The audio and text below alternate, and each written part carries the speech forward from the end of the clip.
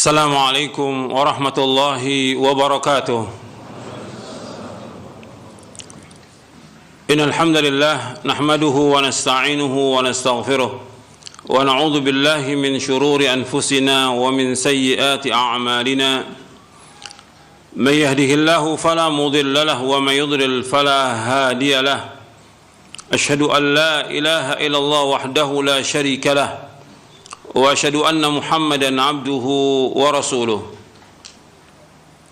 يا أيها الذين آمنوا اتقوا الله حق تقاته ولا تموتن إلا وأنتم مسلمون. يا أيها الناس اتقوا ربكم الذي خلقكم من نفس واحدة وخلق منها زوجها وبث منهما رجالا كثيرا ونساء واتقوا الله الذي تساءلون به والأرحام إن الله كان عليكم رقيبا. يا أيها الذين آمنوا اتقوا الله وقولوا قولا سديدا يصلح لكم أعمالكم ويغفر لكم ذنوبكم ومن يطع الله ورسوله فقد فاز فوزا عظيما. أما بعد فإن أصدق الحديث كتاب الله وخير الهدي هدي محمد صلى الله عليه وعلى آله وسلم وشر الأمور محدثاتها وكل محدثة بدعة وكل بدعة ضلالة وكل ضلالة في النار. Ayohal ikhwah azakumullah, kepada seluruh yang hadir di kajian ini dan kepada seluruh kaum muslimin dan muslimat yang mendengarkan kajian ini yang mudah-mudahan dirahmati oleh Allah SWT. Alhamdulillah, kita bersyukur kepada Allah Subhanahu wa taala atas segala nikmatnya, dan kita bersyukur kepada Allah diberikan hidayah di atas Islam dan sunnah. Kita bersyukur kepada Allah Subhanahu wa taala diberikan oleh Allah Subhanahu wa taala hidayah untuk berpegang teguh kepada Al-Quran wa sunnah ala fahmi salaf. Ini merupakan nikmat yang paling besar yang wajib kita syukuri. Kita sebagai orang yang beriman, kewajiban kita untuk berjalan di atas bimbingan wahyu. Pasti kita akan selamat, sebab Allah sudah menjelaskan demikian dalam Al-Quran, dan Nabi Muhammad sallallahu alaihi wasallam juga menjelaskan demikian. Kalau kita berjalan di bawah bimbingan wahyu Al-Quran wa sunnah ala fahmi salaf, maka kita akan selamat, tidak akan celaka dan tidak akan sesat. Faman ittaba hudaya fala yadhillu wala yashqa. Barang siapa yang mengikuti petunjukku, maka dia tidak akan sesat dan tidak akan celaka selama-lamanya. Innas Al-Quran di dalam surah Taha. Dan Nabi juga bersabda SAW, taraktu fikum amrayni lan tadillu ma tamassaktum bihima kitaballahi wa sunnati. Aku tinggalkan kepada kalian dua perkara yang kalian tidak akan sesat selama kalian berpegang dengan dua perkara itu, yaitu kitabullah dan sunnahku. Ikhwani fiddin, azakumullah, ini yang sering mungkin sudah ribuan kali saya sampaikan. Kita berpegang teguh kepada Al-Quran wa sunnah ala fahmi salaf. Tapi terkadang ada orang yang mengatakan bahwa kita juga mengikuti pendapatnya para imam, mengikuti pendapatnya para ulama, karena mereka juga berpegang pada dalil. Ini yang kita akan bahas. Ikhwan fillah, jazakumullah. Ada beberapa pembahasan untuk hari ini yang kita akan bahas, karena banyak pertanyaan dari beberapa ustadz tentang masalah yang seperti ini. Apabila ada dalil atau nas dan kemudian ada penjelasan atau fatwa atau penjelasan imam yang kita ikut dalil, itu yang pertama yang kita akan bahas. Yang kedua juga pertanyaan, karena masih ada di sebagian masjid yang safnya masih renggang, dan itu justru yang katanya masjid sunnah katanya, tapi masjidnya safnya renggang. Kemudian yang dijadikan contoh oleh mereka, bahwa mereka lihat di TV Saudi safnya renggang. Saya akan bawakan dalil-dalil tentang kewajiban merapatkan saf supaya tambah jelas Kita ini harus berjalan di atas dalil semuanya. Bukan kata orang, bukan kata ustadz, bukan kata syekh, bukan kata ulama, tapi dalil. Ini yang akan membawa kita kepada keselamatan dunia dan akhirat.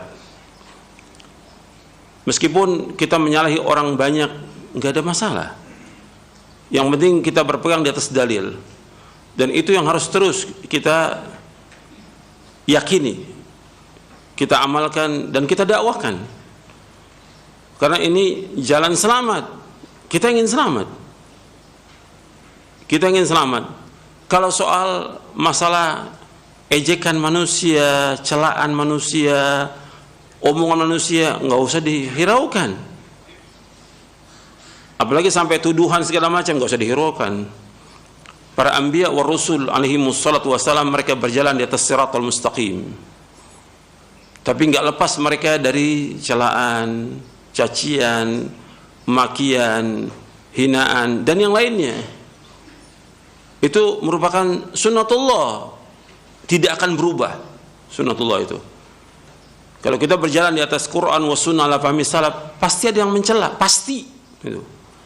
Pasti ada yang memusuhi, pasti gitu. Itu udah sunnatullah, nggak akan dirubah oleh Allah Ta'ala.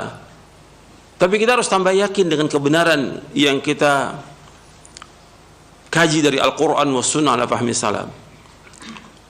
Nggak usah kita takut.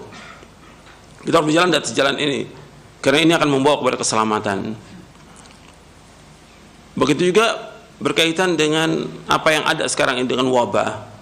Orang mukmin nggak boleh takut. Ada saudara kita sakit, anak kita sakit, istri kita sakit, keluarga kita sakit, bahkan ada yang meninggal. Itu sudah ajal, nggak usah takut. Kita ini dibikin takut soal kematian, kehidupan, satu hal yang sudah biasa dari zaman dulu. Allah tetapkan ada kehidupan, Allah tetapkan ada kematian. Orang beriman bukan takut. Wah, fulan meninggal. Kita ucapkan apa? Innalillahi wa inna ilaihi raji'un. Kita ini semua milik siapa? Milik Allah. Innalillahi, kita semua milik Allah. Wa inna ilaihi raji'un. Dan kita akan kembali kepada Allah. Pasti akan kembali. Jadi semua milik Allah. Yang menghendaki mereka untuk mati, Allah yang menghendaki.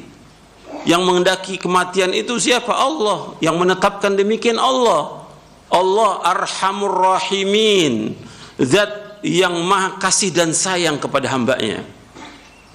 Allah Ahkamul Hakimin, yang paling bijaksana Allah. Maka serahkan urusan kepada Allah dengan ajal. Tapi nggak boleh takut orang beriman. Nggak boleh takut sampai nggak ke masjid, sampai nggak sholat. Ini udah menyalahi syariat. Bahkan sholatnya masih dipertanyakan dia, apakah sah atau tidak, benar atau tidak, dan yang lainnya itu. Sebab Nabi bersabda, man sami'an nida fala ya'ti fala salata lahu illa min udhrin. Apabila seorang mendengar panggilan azan dan dia tidak datang, nggak ada sholat bagi dia, kecuali karena uzur yang sakit berat yang dia tidak bisa datang ke masjid, atau hujan lebat yang nggak bisa datang ke masjid. Uzur syar'i. Kalau soal ketakutan wabah, orang udah sholat dari mulai terjadinya pandemi ini tahun yang lalu, orang udah ke masjid berbondong-bondong, jutaan orang. Kok masih ada orang yang takut? Orang beriman nggak boleh takut. Itu harus ingat tuh, orang beriman nggak boleh takut. Soal ada kematian, udah datang ajal. Atau orang yang sakit, banyak nggak orang yang sakit parah, tapi sampai hari ini belum meninggal dunia? Karena belum apa? Belum ajal. Kan Allah menyebutkan, idza ja'ajaluhum la yastakhiruna sa'atan wa la yastaqdimun. Kalau sudah datang ajal, nggak akan dimajukan, nggak akan dimundurkan, nggak akan dimundurkan dan nggak akan dimajukan. Ini ketentuan Allah. Makanya Allah yang menciptakan kehidupan dan kematian, alladzi khalaqal mauta wal hayata liyabluwakum ayyukum ahsanu amala. Allah yang menciptakan mati dan hidup untuk menguji kalian siapa yang paling banyak, siapa yang paling baik amalnya. Bukan paling banyak, tapi paling baik amalnya. Ini harus kita ingat dalam kehidupan, supaya kita berjalan di atas wahyu. Artinya kita berjalan di atas bimbingan wahyu. Quran dan Sunnah. Jangan takut. Orang beriman nggak boleh takut. Kalau takut, akhirnya tambah penyakit dia, tambah penyakit, justru akhirnya juga akan membawa kepada kematian. Kalau kematian satu kepastian, siapapun nggak bisa menghindar dari kematian itu. Dia sakit atau tidak sakit pasti mati. Kullu nafsin dha'iqatul maut. Setiap jiwa pasti akan mati. Ikhwan fillah, azakumullah. Yang pertama saya akan bawakan dulu penjelasan tentang para imam. Kemudian yang kedua kita akan bahas tentang masalah shaf. Yang ketiga tentang kewajiban kita mengikuti dalil dan taslim kepada Rasulullah sallallahu alaihi wa ala alihi wasallam.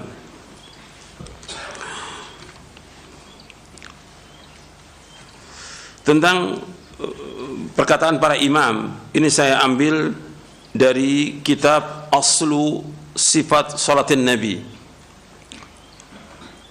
Jadi asal sifat salat Nabi minat takbir ila taslim ka'annaka taraha, yang ditulis oleh Syekh Al-Allamah Al-Imam Muhammad Nasrul Albani rahimahullah. Kitab ini 3 jilid.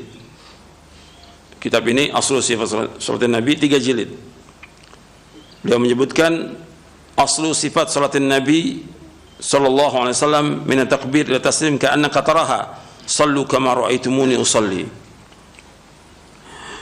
Di juz yang pertama ini 3 juz, di muqaddimah beliau membawakan tentang perkataan para imam untuk mengikuti sunnah dan meninggalkan perkataan-perkataan mereka yang menyalahi sunnah. Aqwalul a'immah fi ittiba'i sunnah wa tarki aqwalihim al-mukhalifati laha. Perkataan para imam untuk mengikuti sunnah dan meninggalkan perkataan mereka yang menyalahi sunnah. Allah berfirman dalam surah Al-A'raf ayat 3, ittabi'u ma unzila ilaikum min rabbikum wa la tattabi'u min dunihi awliya qalilan ma tadhakkarun. Ikutilah apa yang diturunkan kepada kalian dari Rabb kalian, jangan kalian mengikuti selain Allah dari wali-wali, sedikit sekali kalian ingat. Saya akan bawakan dari perkataan para imam, dari imam yang 4, Imam Hanafi, Maliki, Syafi'i, Hambali rahimahumullah. Syekh Albani membawakan yang pertama dari Imam Abu Hanifah karena dia yang pertama. Imam Abu Hanifah yaitu An-Nu'man bin Thabit rahimahullah. Beliau berkata, la yahillu li ahadin ay ya'khudha biqaulina ma lam ya'lam min aina akhadnahu. Kata Imam Abu Hanifah rahimahullah, tidak halal bagi seorang pun untuk mengambil perkataan kita atau perkataan kami selama dia belum mengetahui dari mana kami mengambilnya, apa dasarnya, apa dalilnya. Jadi nggak boleh mengambil perkataan kami. Ini dimasukkan oleh Imam Ibnu Abdullah dalam kitabnya Al-Intiqa fi Fadail Thalathatil A'imah Al-Fuqaha, Ibnu Qayyim dalam kitabnya I'lamul Muwaqqi'in, dan yang lainnya. Beliau juga mengatakan, idza shahhal hadits fa huwa madhhabi. Apabila sah satu hadis, itulah madhabku.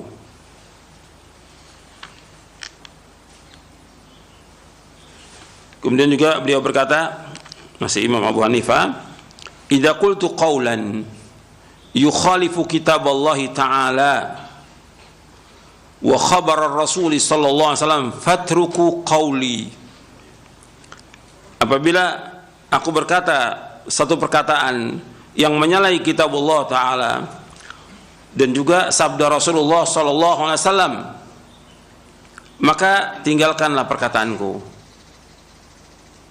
Artinya apabila aku berkata perkataan yang menyalahi Al-Quran dan Sunnah, maka tinggalkan perkataanku.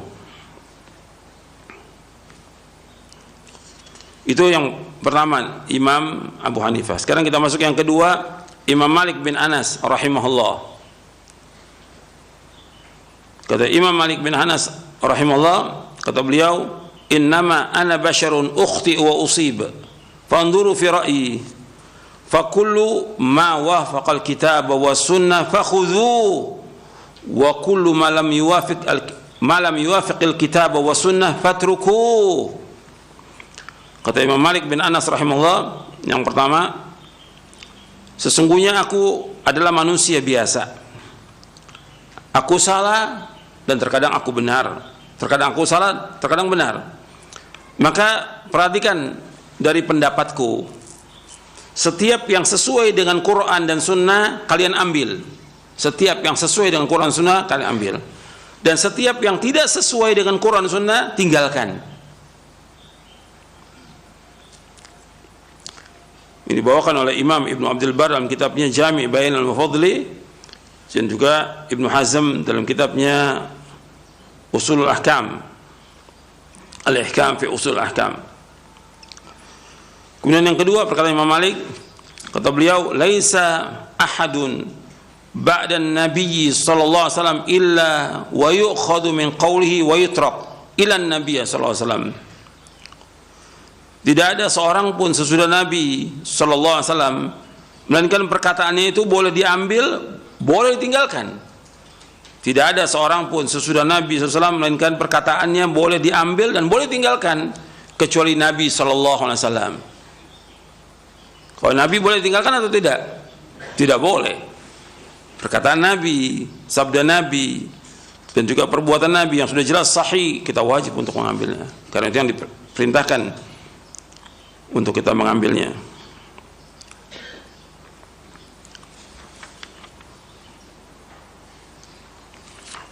Kemudian ada lagi beberapa perkataan Imam Malik, tapi cukup itu dua.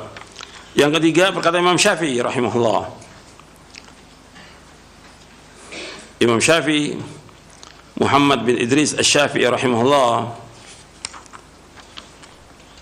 Oh, tadi yang kedua Imam Malik bin Anas rahimahullah. Sekarang Imam Syafi'i Muhammad bin Idris Asy-Syafi'i rahimahullah. Kata beliau, ajma'al muslimuna ala anna man istabana lahu sunnatun an Rasulillah sallallahu alaihi wasallam lam yahilla lahu ay yad'aha liqauli ahadin.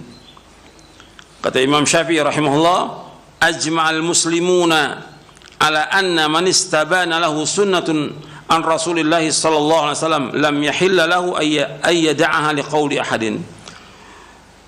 Arti kaum muslimin telah ijma' bahwasanya barang siapa yang sudah jelas baginya satu sunnah dari Rasulullah SAW, maka tidak halal bagi dia untuk meninggalkan sunnah itu karena perkataan seorang. Artinya kalau sudah datang sunnah Nabi, nggak boleh orang meninggalkan karena mengikuti perkataan seorang, tidak boleh.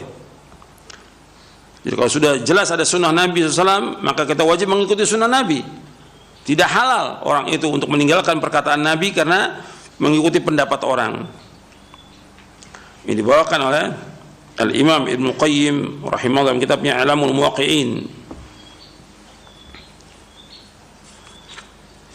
Kemudian perkataan Imam Syafi'i yang lainnya, kata beliau, idza wajadtum fi kitabi khilafa sunnati Rasulullah SAW faqulu bi sunnati Rasulullah SAW wada'u ma qultu. Apabila kalian mendapatkan dalam kitabku menyalahi sunnah Rasulullah SAW, maka kalian mengikuti sunnah Rasulullah dan tinggalkan perkataanku. Jadi kata Imam Syafi'i rahimahullah, idza wajadtum fi kitabi khilafa sunnati Rasulillah sallallahu alaihi wasallam faqulu bi sunnati Rasulillah sallallahu alaihi wasallam wada'u ma qultu. Apabila kalian mendapatkan dalam kitabku menyalahi sunnah Rasulullah SAW, maka ikutilah sunnah Rasulullah, tinggalkan perkataanku. Dalam riwayat yang lain, perkataan Imam Syafi'i, kata beliau, fattabi'uha wa la taltafitu ila qawli ahadin. Maka ikutilah sunnah Rasulullah SAW, jangan kalian mengikuti atau menengok kepada perkataan seseorang. Artinya jangan kalian mengambil, tapi ikuti sunnah Rasulullah sallallahu alaihi wasallam. Dibawakan oleh Imam Al-Harawi dalam kitabnya Dhammul Kalam.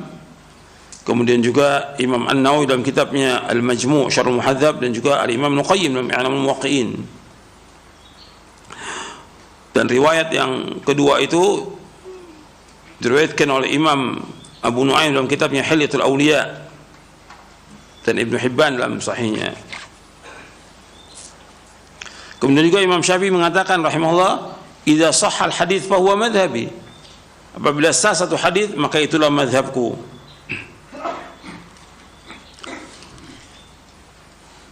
Kemudian juga Imam Syafi'i mengatakan, banyak perkataan Imam Syafi'i. Kata beliau, idza ra'aitumuni aqulu qawlan wa qad sahha 'anil nabiy sallallahu alaihi wasallam khilafuhu fa'lamu anna aqli qad dhahab.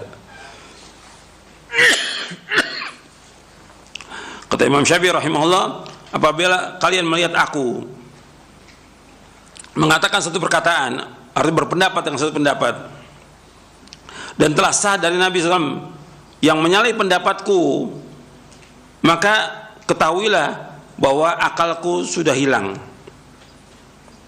Diriwayatkan oleh Imam Ibnu Abi Hatim dalam kitabnya Adabus Syafi'i, juga Abu Nu'aim dalam Hilyatul Awliya, dan Ibnu Asakir dengan sanad yang sahih.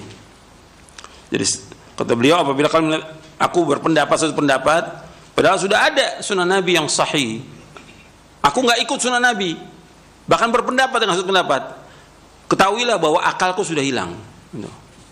Kalau orang berakal mesti ikut siapa? Ikut Rasulullah SAW.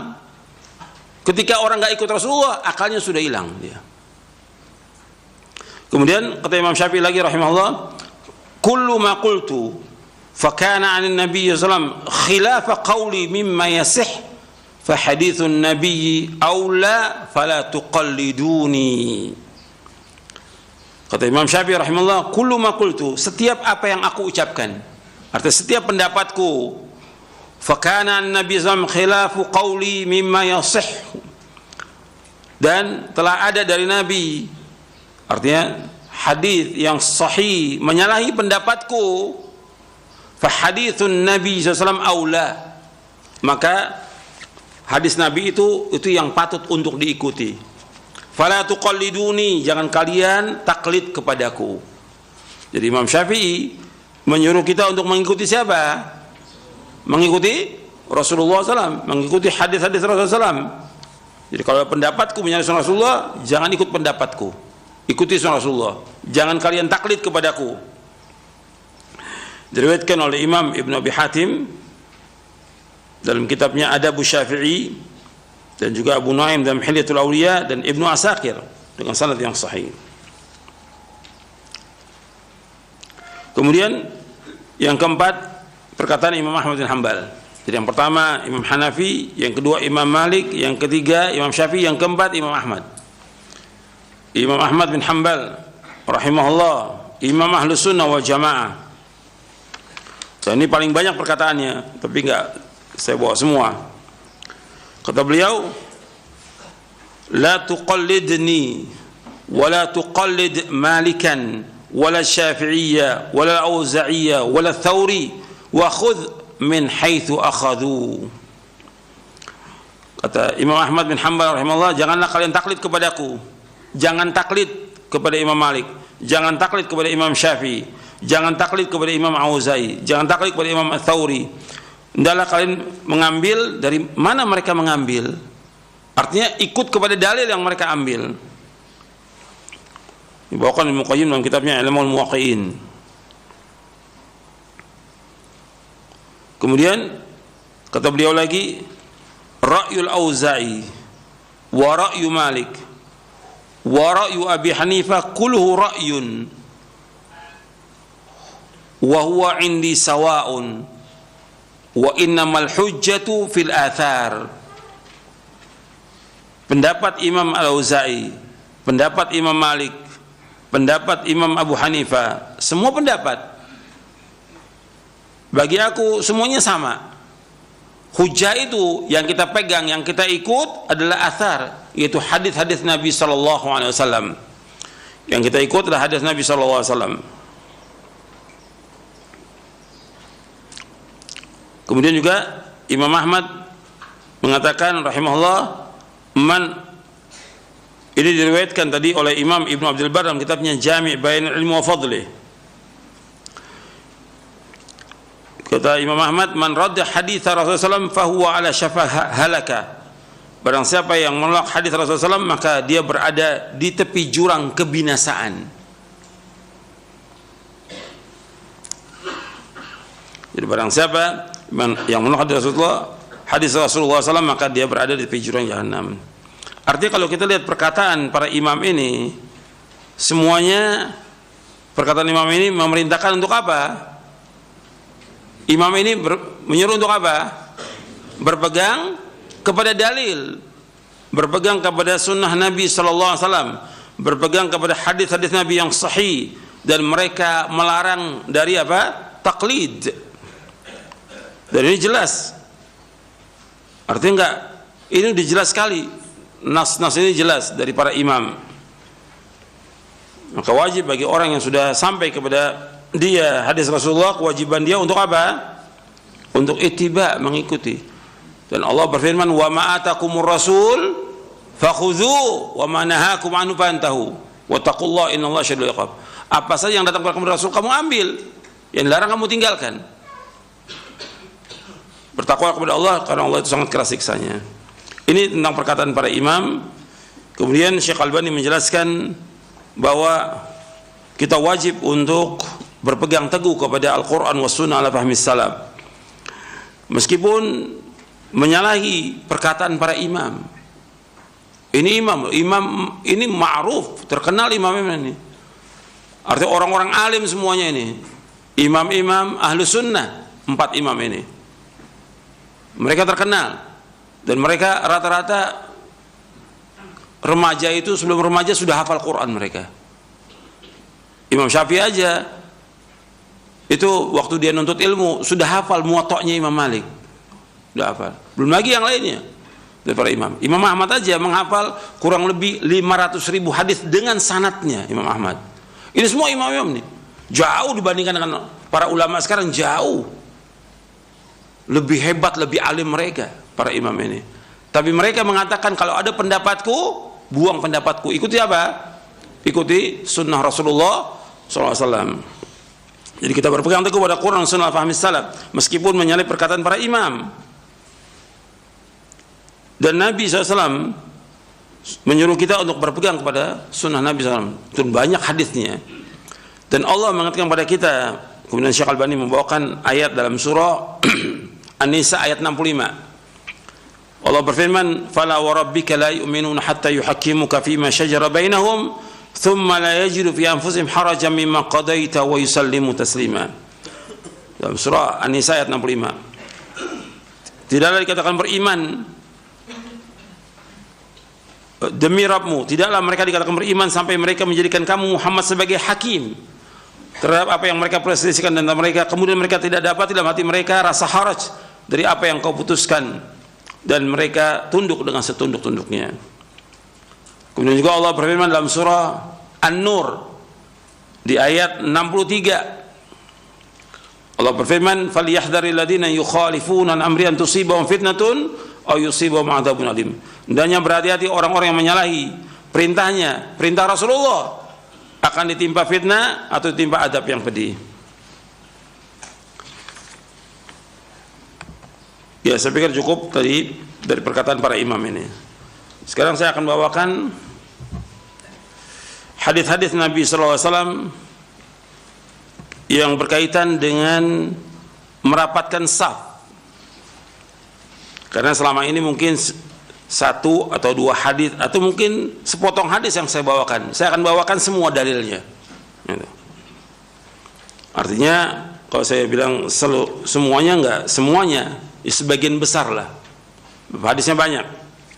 Saya bawakan yang pertama tentang hadis-hadis yang menjelaskan tentang wajibnya merapatkan saf. Yang pertama, an Jabir bin Samurah radhiyallahu anhu qala Rasulullah sallallahu alaihi wasallam, "Ala tasuffuna kama tasufful malaikatu 'inda rabbiha." Faqulna ya Rasulullah, "Kaifa tasufful malaikatu 'inda rabbiha?" qala yutimmuna as-sufufa al-awwal wa yatarassuna fi as-saff. Akhrajahu Muslim wa Abu Daud. Dari Jabir bin Samurah radhiyallahu an, ia berkata, telah bersabda Rasulullah SAW, tidakkah kalian bersaf sebagaimana saf malaikat bersaf di hadapan Allah SWT? Tidakkah kalian bersaf sebagaimana malaikat bersaf di hadapan Allah SWT? Kami para sahabat bertanya, ya Rasulullah, bagaimana malaikat bersaf di hadapan Allah SWT? Maka Nabi bersabda SAW, mereka menyempurnakan saf-saf yang pertama. Jadi harus penuh dulu saf yang pertama, baru saf yang kedua. Setelah kedua sembuh, baru saf yang ketiga. Terus seperti itu. Wa yatarasuna fis saf, dan mereka merapatkan saf mereka. Yatarasuna fis saf dijelaskan oleh dalam syarah-syarahnya, maksudnya yatalasaqun hatta la yakuna bainahum furaj. Mereka merapatkan saf, menempelkan. Lasaqa itu menempelkan, ditempelkan saf itu. Enggak boleh renggang, enggak boleh. Ini hadis sahih riwayat Muslim dan Abu Daud. Yang kedua, an Abi Hurairah radhiyallahu an qala Rasulullah aqimus saffa fis salati fa inna iqamatas saff min husnis salah. Dari Abu Hurairah radhiyallahu an telah bersabda Rasulullah SAW, tegakkanlah saf dalam salat. Sesungguhnya menegakkan saf itu termasuk dari kesempurnaan salat. Artinya menegakkan saf itu artinya meluruskan saf dan merapatkannya. Ini hadis sahih riwayat Muslim. Yang ketiga, an Anas radhiyallahu an qala Rasulullah SAW, sawu sufufakum fa inna taswiyatas saffi min tamamis shalah. Dalam riwayat Bukhari, fa inna taswiyatas saffi min iqamatis shalah. Dari Anas radhiyallahu anhu, ia berkata, telah bersabda Rasulullah SAW, ratakan saf kalian, luruskan saf kalian. Sesungguhnya meluruskan saf termasuk dari kesempurnaan salat. Dalam riwayat Muslim, dalam riwayat Bukhari, termasuk dari menegakkan salat. Artinya lurus dan rapat saf itu. Yang keempat, an Anas radhiyallahu an anin Nabi sallallahu alaihi wasallam qala aqimu sufufakum fa inni arakum min wara'i dhahri. Kata Anas radhiyallahu an dari Nabi SAW, aqimu sufufakum, tegakkan saf kalian, sesungguhnya aku melihat kalian dari belakangku. Artinya Nabi SAW menghadap kiblat, sholat menghadap kiblat, tapi Nabi bisa melihat orang-orang yang belakangnya itu rapat atau tidak safnya. Nabi melihat. Dan ini termasuk dari mukjizat Nabi Muhammad SAW. Ini mukjizat. Jadi Nabi meskipun menghadap kiblat, tetap Nabi melihat kalau ada saf yang renggang itu. Sehingga para sahabat memahami, perhatikan, ini fahmus salaf, perhatikan ya, fahmus salaf. Para sahabat memahami ini, kata Anas bin Malik radhiyallahu an, wa kana ahaduna yulzighu mankibahu bi mankibi sahibihi wa qadamahu bi qadamihi. Dan seorang dari kami menempelkan pundaknya dengan pundak temannya dan kakinya dengan kaki temannya, dirapatkan, nggak ada renggang. Ini diriwayatkan oleh Imam Bukhari di Sahih Bukhari di hadis nomor 725. Bahkan Imam Bukhari memberikan babnya Imam Bukhari merupakan fikihnya Imam Bukhari. Di bab itu Imam Bukhari menyebutkan bab ilzaqil mankib bil mankib wal qadam bil qadam fis saf.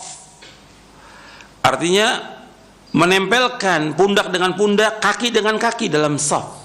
Itu fikihnya Imam Bukhari rahimahullah.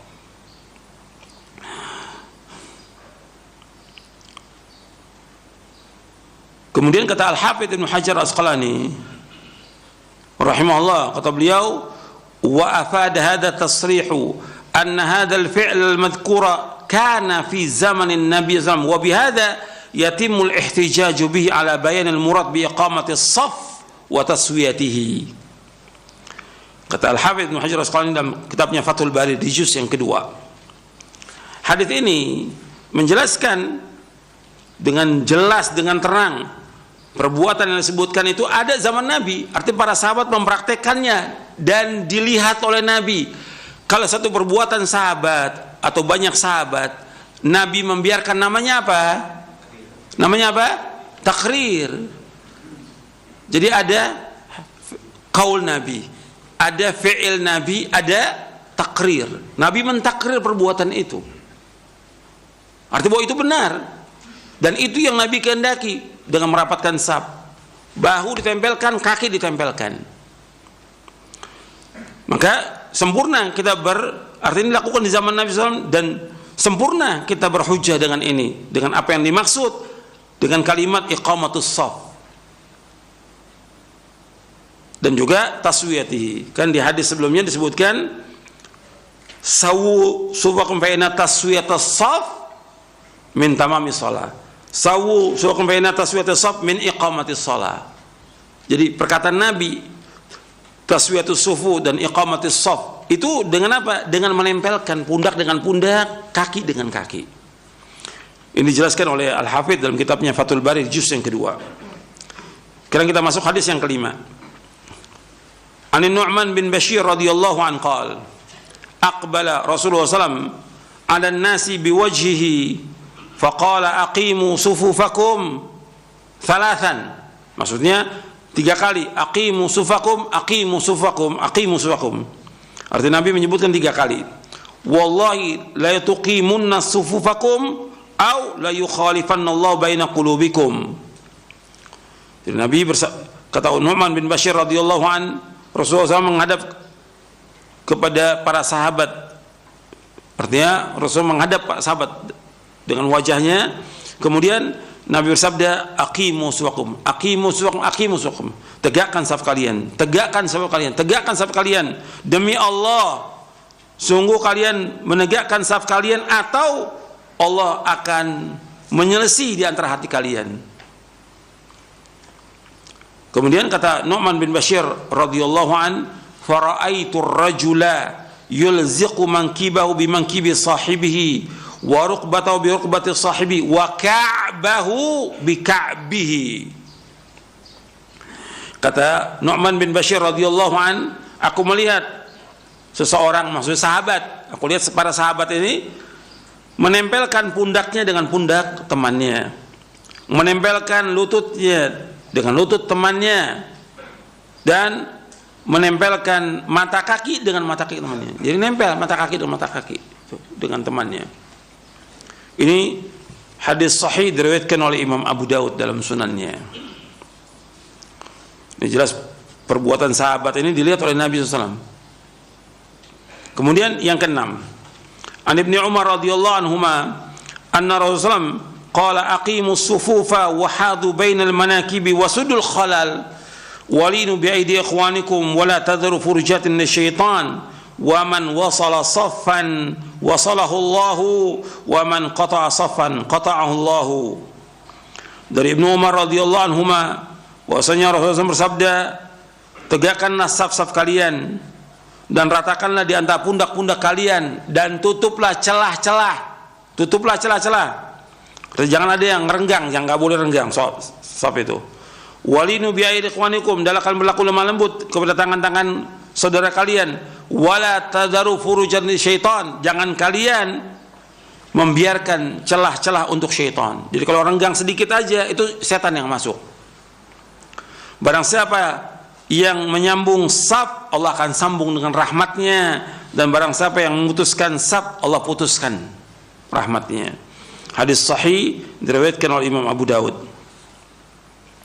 Jadi Nabi menyebutkan di sini sudul khalal, tutup celah-celah itu, nggak boleh renggang saf itu. Yang kedua, wala tadaru furujatin lisyaitan, jangan kalian meninggalkan celah-celah untuk syaitan. Kemudian yang ketiga, Nabi menyebutkan barang siapa yang menyambung saf, Allah sambung rahmatnya, yang memutuskan Allah putus rahmatnya. Yang ketujuh, An Anas bin Malik radhiyallahu an Rasulullah SAW qala russu sufufakum wa qaribu bainaha wa hadu bil a'naq fa walladhi nafsi biyadihi inni la ara syaitana yadkhulu min khallis saf ka'anna al-hadab. Dari Anas bin Malik radhiyallahu an, dari Rasulullah SAW, beliau bersabda, rusu suwakum, rapatkan saf kalian, tempelkan saf kalian. Artinya satu dengan satu nempel itu. Dengan teman-temannya di saf yang pertama, satu dengan yang lainnya nempel. Nanti saf kedua demikian juga, satu dengan yang lain nempel. Wa qaribu, berdekatlah kalian. Artinya antara saf pertama dengan saf kedua itu bukan jauh, dekat safnya itu. Wahadu bil a'naq, hendaklah kalian sejajarkan dengan pundak-pundak kalian, dengan leher kalian. Demi Allah yang diriku di tangannya, sesungguhnya aku melihat setan masuk dari celah-celah saf, seolah-olah anak kambing hitam yang kecil. Hadis ini sahih, diriwayatkan oleh Imam Abu Daud, Nasai, dan Ibnu Hibban. Anda perhatikan di sini, Nabi menyuruh untuk rusu. Rusu artinya rapatkan saf kamu, nggak boleh renggang. Kemudian Nabi menyebutkan mendekat dan sejajar. Dan Nabi bersabda, demi Allah yang diriku di tangannya, aku melihat setan masuk di celah saf. Jadi kalau renggang sedikit aja setan masuk. Kalau setengah meter, berapa setan yang masuk itu? Kalau setengah meter, kalau 1 meter, berapa setan yang masuk itu? Ini melanggar nggak ini? Melanggar nggak ini? Melanggar. Jadi Nabi sudah mengingatkan, jangan memberikan celah kepada setan, tidak boleh. Dan di sini sahih. Yang ke-8,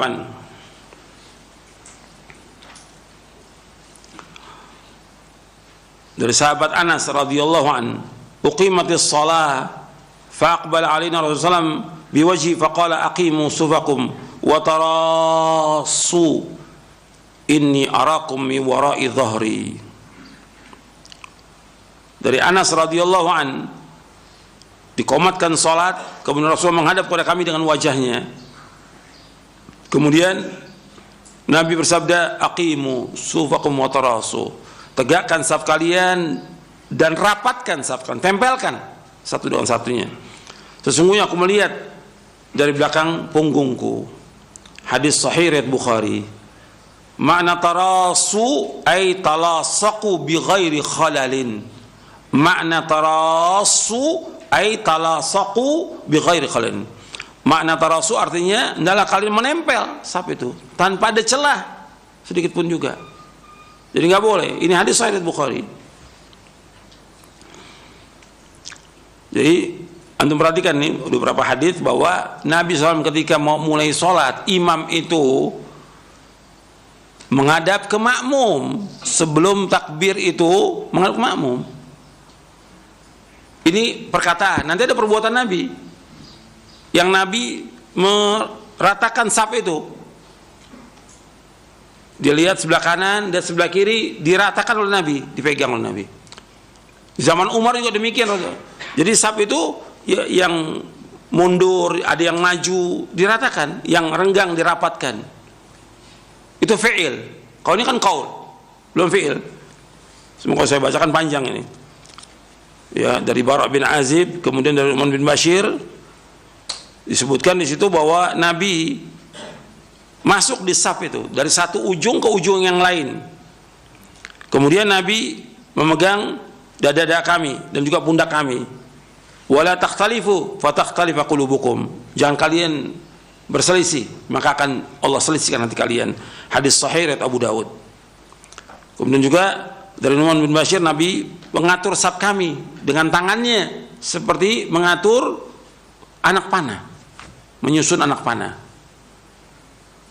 Dan beberapa hadis itu perbuatan Nabi, artinya perkataan ada perbuatan Nabi yang sahih tentang masalah itu. Jadi untuk perhatikan bahwa Nabi betul perhatian masalah saf ini nggak sembarangan, nggak segampang yang seperti sekarang ini orang main renggang-renggang aja, nggak boleh, haram hukumnya. Yang menyuruh untuk merapatkan saf siapa? Rasulullah SAW. Kewajiban itu untuk sami'na wa ata'na. Kita wajib taat. Makanya Nabi memberikan ganjaran yang besar bagi orang yang menutup celah. Kalau ada nih celah yang renggang, dia rapatkan, dia masuk di situ. Itu ganjarannya besar. Ganjarannya apa? Sorga. Anda bayangin tuh. Ini bukan masalah kecil, masalah besar ini. Nabi bersabda SAW dari Aisyah radhiyallahu anha, qala Rasulullah SAW, man sadda furjatan banallahu lahu baitan fil jannah wa rafa'u biha darajah. Kata Nabi SAW dari sahabat Aisyah radhiyallahu anha, ia berkata, telah bersabda Rasulullah SAW, man sadda furjatan, barang siapa yang menutup satu celah, maksudnya satu celah saf, maka diberikan judul oleh para ulama, fadlu saddi furjatis saf, keutamaan menutup celah saf. Itu seperti disebutkan juga oleh Imam Al-Munziri dalam kitabnya At-Targhib wa Tarhib, dan riwayat ini sahih, dibawakan oleh Syekh Al-Albani dalam Sahih Targhib wa Tarhib, dan juga dalam silsilah hadis as-sahihah di juz yang keempat. Man sadda furjatan, barang siapa yang menutup celah dalam saf itu, ada yang renggang, banallahu lahu baitan fil jannah, Allah akan bangunkan bagi dia rumah di sorga. Bayangkan tuh, menutup satu celah saf aja, kita masuk di situ, dibangunkan rumah di sorga. Wa rafa'u biha darajatan, dan Allah akan mengangkat dia satu derajat. Ini diriwayatkan oleh Al-Muhamili dan disahihkan oleh Syekh Al-Albani dalam silsilah hadis as-sahihah di juz yang keempat. Kemudian dalam riwayat Imam Ahmad yang derajatnya hasan, karena ada beberapa syawahid, Nabi bersabda SAW, ini yang ke-10 berarti, dari sahabat Aisyah juga,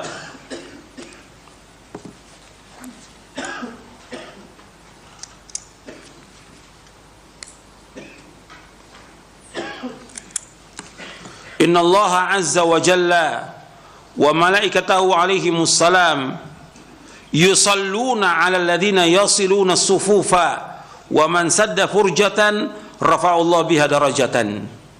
Sesungguhnya Allah azza wa jalla dan malaikatnya alaihimus salam itu mengucapkan salawat atas orang-orang yang menyambung saf. Barang siapa yang menutup satu celah saf itu, Allah akan angkat satu derajat. Diriwayatkan oleh Imam Ahmad dalam musnadnya juz yang ke-6, dan hasan karena ada beberapa syawahidnya. Kemudian kalau ada orang yang safnya renggang, atau dia ada saf tapi dia sholat sendirian di belakang saf, sendirian, maka Nabi SAW ketika melihat ada orang yang sendirian di belakang saf, Nabi menyuruh untuk mengulangi sholatnya. Berarti sholatnya tidak sah. Ketika saf itu renggang, sholatnya tidak sah, dia harus mengulangi lagi. Dijelaskan oleh Imam Ibn Hibban Al-Busti dalam kitabnya Sahih Ibn Hibban. Dia memberikan judul Dzikrul Bayan bi anna hadzal munfarid khalfa sufuf a'ada salatahu bi amril Mustafa sallallahu alaihi wasallam iyyahu bidzalik. Menyebutkan keterangan bahwa orang yang sholat sendirian di belakang saf, maka dia mengulangi sholatnya karena perintah Rasulullah SAW kepadanya. Dibawakan hadis dari Wabisah bin Ma'bad radhiyallahu an. Dan di sini juga ada dalam kitab Bulughul Maram min Adillil Ahkam. Anna Rasulullah ra'a rajulan yusalli khalfa as-saffi wahda fa amarahu fa'ada as-salata. Nabi melihat seorang sholat sendirian di belakang saf. Lah Nabi tahu dari mana? Artinya setelah selesai Nabi salam, kan ada berapa saf tuh yang sholat. Nabi lihat ada seorang sendirian di belakang saf. Dia masbuk sendirian di belakang saf. Maka Nabi setelah orang itu selesai sholat, fa'amarahu, Nabi suruh dia fa'ada sholat, untuk mengulangi sholatnya. Ini hadis sahih diriwayatkan oleh Imam Ibn Hibban. Kemudian Ibn Hibban menjelaskan lagi kenapa orang ini disuruh sholat. Beliau memberikan bab Dzikrul Bayan bi anna Nabi sallallahu alaihi wasallam innama amara hadzal rajul bi'adati shalah li'annahu lam yattasil bi musallin mithlihi haitsu kana ma'muman. Penjelasan bahwa Nabi memerintahkan orang mengulangi sholatnya karena dia tidak bersambung dengan yang lain, tidak satu saf. Berarti kalau renggang dia harus mengulangi sholatnya. karena dia nggak nyambung. Kemudian Ibnu Hibban membawakan hadis ana rajulan shalla khalfan nabiy sallallahu alaihi wasallam wahda wa lam yattasil bi ahadin fa amarahu ay yu'id as-shalah. Ada seorang salat di belakang Nabi sendirian, nggak sambung safnya dengan yang lain, maka Nabi menyuruh untuk mengulangi salatnya. Ini diriwayatkan oleh Imam Ibnu Hibban. Yang saya pakai kitabnya At-Ta'liqatul Hisan ala Sahih Ibnu Hibban yang ditakhrij oleh Syekh Al-Albani rahimahullah. Kemudian juga ada beberapa yang disebutkan lagi. Bahkan dalam hadis Abdurrahman bin Ali bin Syaiban radhiyallahu an, itu disebutkan Nabi melihat ada seorang sholat sendirian, maka Nabi menyuruh orang itu untuk mengulangi sholatnya, dan Nabi bersabda, istaqbil sholataka fa innahu la sholata li fardin khalfas shaf. Ulangi sholat kamu karena sungguhnya tidak ada sholat bagi orang yang sholat sendirian di belakang shaf. Ini sahih diriwayatkan oleh Imam Ibnu Hibban. Kemudian ikhwani fiddin, azakumullah, kalau umpamanya ada orang yang ada shaf renggang sedikit, umpamanya ada dia nggak rapatkan shaf, atau ada seorang yang dia batal keluar, ini shaf ini nggak mau rapat, kemudian kita di belakangnya kita jalan masuk ke shaf itu, orang yang masuk berjalan itu besar sekali ganjarannya. Kata Nabi SAW dalam riwayat Ibnu Umar secara marfu, ma min khatwatin a'zamu ajran min khatwatin masyaha rajulun ila furjatin fis shaf fasaddaha. Kata Ibnu Umar radhiyallahu anhuma secara marfu, arti dari Nabi SAW, dan tidaklah seorang melangkah dengan langkah yang paling besar ganjarannya, melainkan langkah yang dia melangkah untuk masuk ke celah shaf yang lowong itu, dia masuk untuk merapatkannya. Ini dikeluarkan oleh Imam Tabrani dalam Mu'jamul Awsat dan syaratnya hasan, dan dihasilkan oleh Syekh Al-Albani dalam silsilah hadis as-sahihah di juz yang ke-6. Ya, itu di antara hadisnya kurang lebih ada 10 hadis. Ya, bahkan lebih dari 10 hadis ini berkaitan dengan shaf. Ini kalau sudah ada datang begini dalil-dalil dari Nabi SAW, kewajiban kita untuk apa? Sami'na wa ata'na. Ini terkumpul di sini, pertama perkataan sabda Nabi, yang kedua perbuatan Nabi. Nabi merapatkan shaf, Nabi mengatur shaf itu. Saya pikir belum ada sekarang ini imam mengatur shaf itu. Baru imam berdiri, lihat langsung, mesti imam ucapkan sawu subakum atau sawu wa'tadilu atau yang lainnya, aqimus sufuf. Imam harus mengucapkan kalimat itu. Baru yang ketiga, kalau memang dia mampu, dia rapatkan shaf itu. Dia jalan dari ujung kanan, ujung kiri, rapatkan. Udah selesai, lihat yang kedua. Kalau di zaman Umar disuruh orang untuk merapatkan shaf, ada satu orang yang ngatur itu shaf. Jadi ada yang ngatur shaf. Untuk apa? Supaya rapat dan lurus, supaya lurus dan rapat. Karena ini perintah Rasulullah SAW. Karena ini nggak main-main. Kita disuruh untuk bersaf seperti safnya siapa? Malaikat. Insyaallah. Perintah Rasulullah melakukan saf.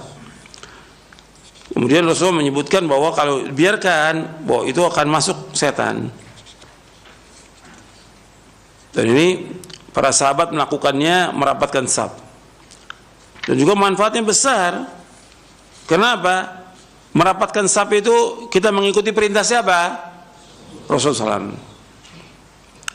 Kemudian yang kedua, merapatkan saf itu mencegah masuknya apa? Setan. Yang ketiga, merapatkan saf mengumpulkan apa? Hati, supaya hati ini tidak ikhtilaf, tidak berselisih. Yang keempat, bahwa itu termasuk dari kesempurnaan sholat. Renggang sedikit aja nggak sempurna sholatnya, apalagi kalau renggangnya setengah meter. Disuruh Nabi untuk mengulangi. Sekarang saya akan jelaskan tentang kewajiban kita untuk taslim. Ini masih di awal-awal, supaya kita ini betul-betul semua dengan dalil. Kita belajar syarah akidah Ahlussunnah wal Jamaah. Ya, dalam mengambil dan menggunakan dalil, saya jelaskan bagaimana sikap kita kepada dalil. Antum lihat bab yang kedua dari syarah akidah Ahlussunnah wal Jamaah, bab yang kedua, kaidah dan prinsip dalam mengambil dalil. Kaidah dan prinsip dalam mengambil dalil.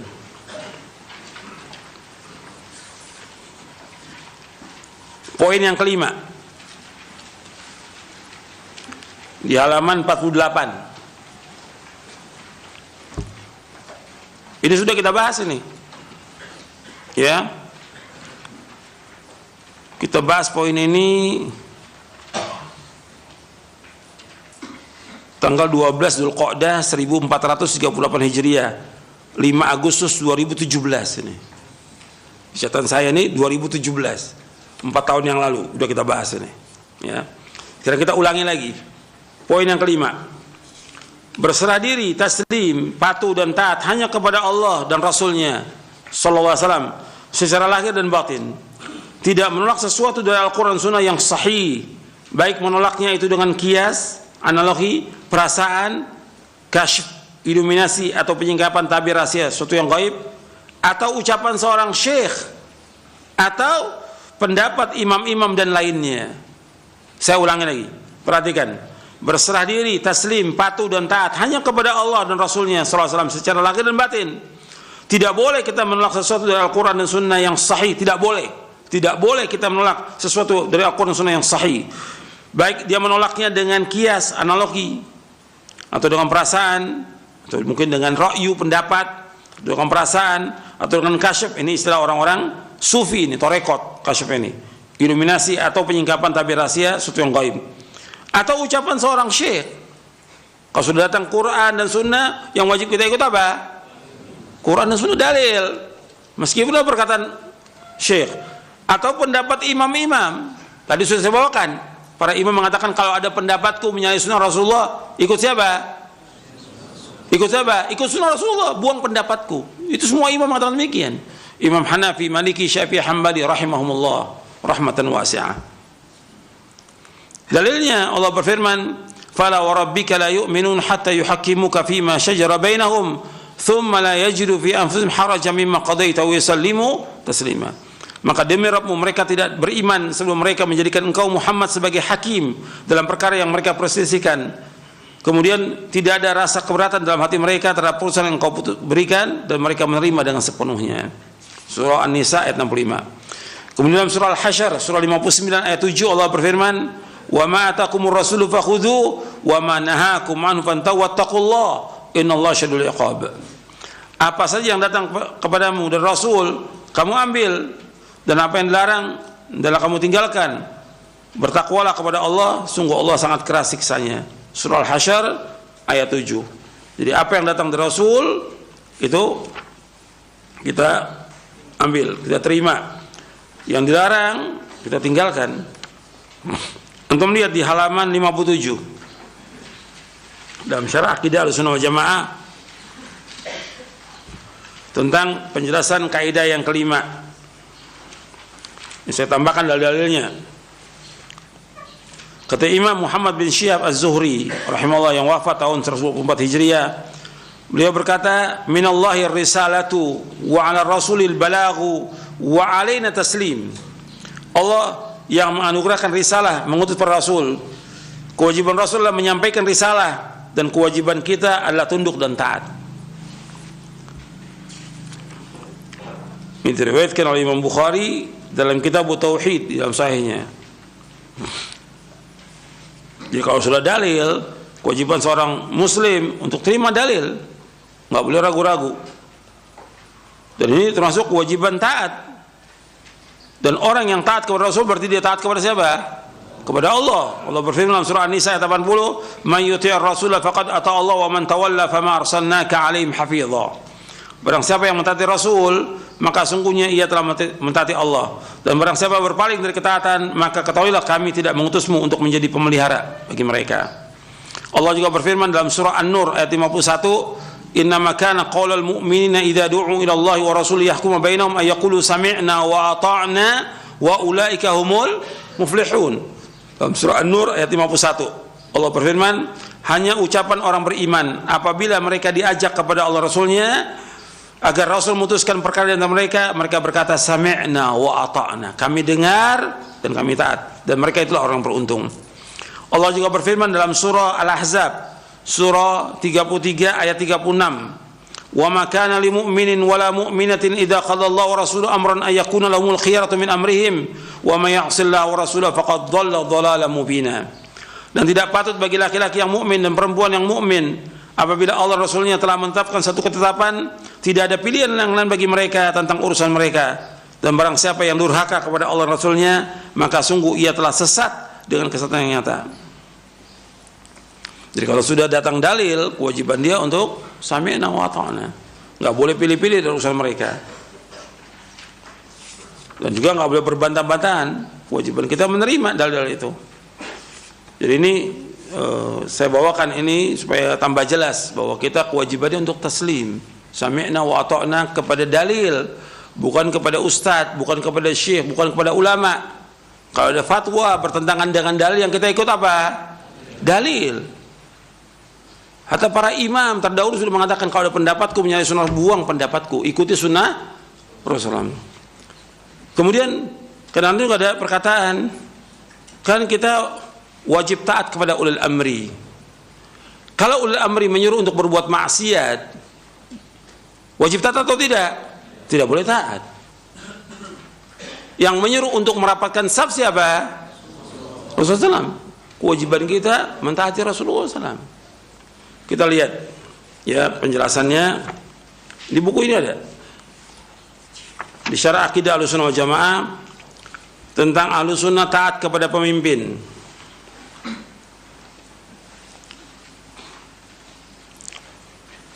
Poin yang ke-75.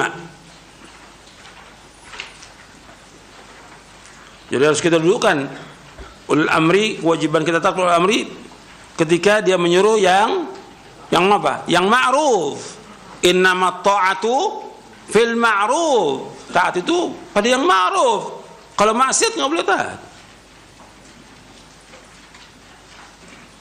Karena yang menyuruh renggang ulil amri nggak boleh taat. Disuruh nggak boleh ke masjid, nggak boleh melaksanakan sholat id, ya nggak boleh taat. Yang contohkan untuk sholat id siapa? Ulil amri. Presiden sholat id. Kok orang dilarang sholat id? Iya tidak? Presiden sholat id. Kemudian juga ulil amri juga melaksanakan kurban, kita juga ikut kurban. Jadi ini sudah disalahgunakan oleh beberapa orang. Nggak tahu mau dikatakan apa orang-orang ini, ya, apa dia dai atau ustadz, ya, mau dikatakan apa orang-orang seperti ini, gitu. Kalau dilihat dari kehidupannya tanakudzat, kehidupannya paradoksal, gitu. Terkadang dia seperti ini, terkadang begini. Sekarang ulil amri menyuruh kita. Seandainya ulil amri menyuruh untuk tidak boleh mengadakan sholat, kita nggak boleh taat. Karena apa? Karena yang menyuruh untuk sholat siapa? Allah dan Rasulnya. Perhatikan itu. Ini perhatikan masalah penting. Jadi Ahlussunnah taat kepada pemimpin, nasnya ada. Dan saya jelaskan juga di sini. Allah menyebutkan, perhatikan di ayat, sudah antum ketemu babnya ya. Poin ke-75 halaman 571. Allah berfirman dalam surah An-Nisa ayat 59, ya ayyuhalladzina amanu athi'ullaha wa athi'ur rasul wa ulil amri minkum. Wahai orang beriman, taat kepada Allah, taat kepada Rasul dan ulil amri dari kamu. Anda perhatikan di ulil amri nggak ada kalimat ati'u, ya, yang ada ati'ullah wa ati'ur rasul. Wa ulil amri taat selama dia mengikuti siapa? Allah dan Rasulnya.